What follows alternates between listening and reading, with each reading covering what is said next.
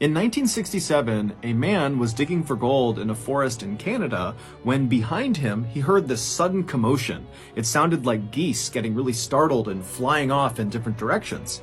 And so he put down his pickaxe, he stood up, he turned around, and what he claimed happened next is referred to as the Falcon Lake incident, and it's considered to be one of the most credible paranormal stories of all time. Just before 11 p.m. at night on May 20th, 1967, a 50-year-old man named Stephen McCulloch staggered into the Misericordia Hospital in Winnipeg, Canada. Stephen was so physically weak that his oldest son, Mark, was there with him, physically holding him up, carrying him into the hospital. When the nurses at the front desk saw the pair walk in, they immediately got up and walked around their desk over to these two guys and said, "Hey, what's going on? What's wrong with him?" And so Stephen at this point is so uncomfortable he can barely talk, but he takes a deep breath and then he tells the nurses that earlier that day he had been burned on his chest and stomach, and now he had this blinding headache and he was so nauseous and he could barely walk. The nurses knew clearly this is an emergency, and so they quickly ushered the pair down the hall to an exam room,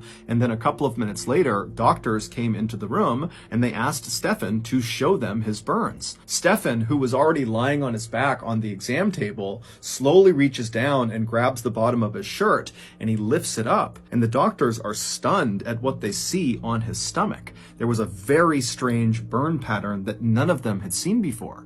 And so the doctors, they move in to get a better look at his injury, and as they're staring at it, they ask Stephen to explain how he got this burn. Now, what the doctors didn't realize is that Stephen was very conflicted. He knew if he told the truth about how he got this burn, then he would open himself and his family up to ridicule and skepticism.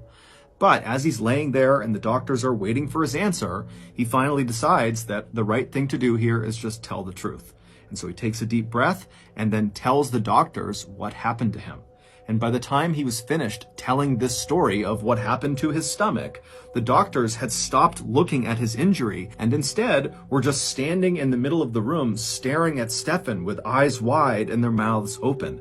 They were all literally speechless. Within 24 hours, Stephen's story had made news all over the world, and his story had attracted the attention of numerous US and Canadian secretive government agencies who were keen to interview Stephen one-on-one to really find out what he knew. In short, what Stephen claimed happened to him, dubbed the Falcon Lake incident, was a very big deal. However, the farther this story went and the more people that heard it, the more people started to question the validity of this story. It just seemed too unbelievable that maybe Stephen is just lying or this is a hoax. And so before I tell you Stephen's actual account of what happened at Falcon Lake, I'm going to give you a little context about